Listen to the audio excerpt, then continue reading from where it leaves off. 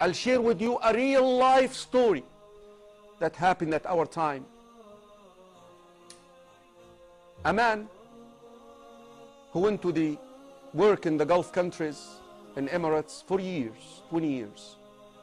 Very poor to begin with, he became wealthy.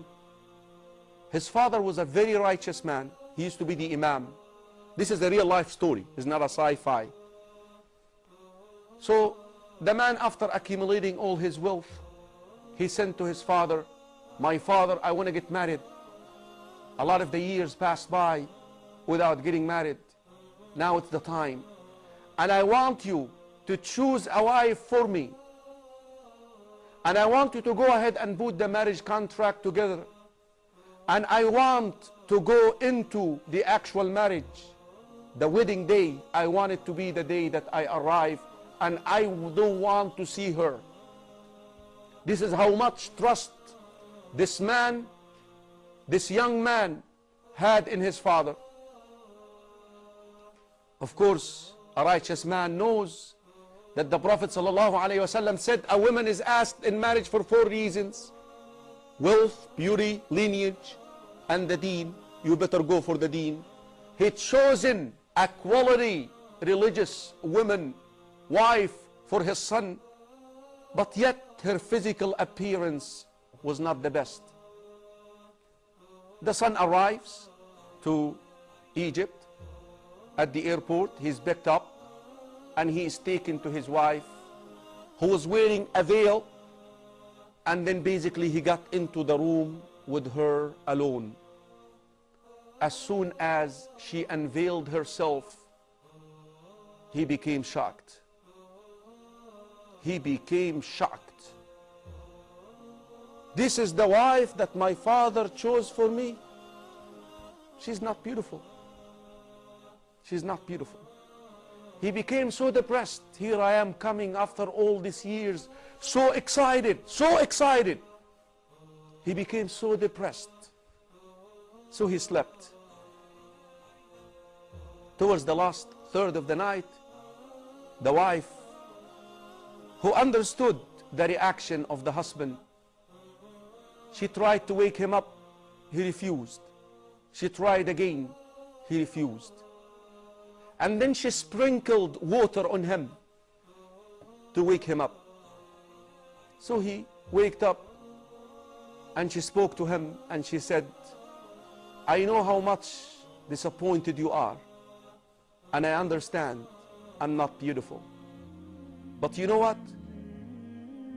I wished to get married for one reason. I wanted to implement the hadith of the Prophet ﷺ when he said, رحم الله رجلا, may Allah have mercy on a man who wakes up to pray at night, and then he would wake up his wife, and if she does not wake up, نضح عليها الماء, he would sprinkle water on her to wake up." And this is the segment that she wanted to implement. وَرَحِمَ اللَّهُ امْرَأَةً, a wife, and may Allah subhanahu wa ta'ala have mercy on a woman, grant his mercy to a wife who wakes up to pray tahajjud at night, and she wakes her husband up to pray with her, and if he does not wake up, she sprinkles water in him. Wallahi, I'm so grateful to you that you granted me that wish. I wanted to implement that hadith so much, and I was a little bit hopeless that I will get married because I know I'm not beautiful. Can you please now fulfill the rest of this hadith with me? Can you wake up and just lead me in salah, pray tahajjud with me? He waked up and he led her in salah. Brothers and sisters in Islam, this man swears by Allah that as soon as he ended his tahajjud leading her in salah, I looked at her as if I'm looking at the most beautiful women in this world. That's the way it goes, akhi. Don't be deceived by all these soap operas and movies. The love gets to the heart because of Allah. Allah can make you love your husband, but you and your husband obey Allah. Lead your wives in salah. Have your husbands lead you in salah at night. This family, brothers and sisters in Islam, they have grandchildren who memorize the Quran, and they are students of knowledge, and some of them are about to be scholars of this ummah.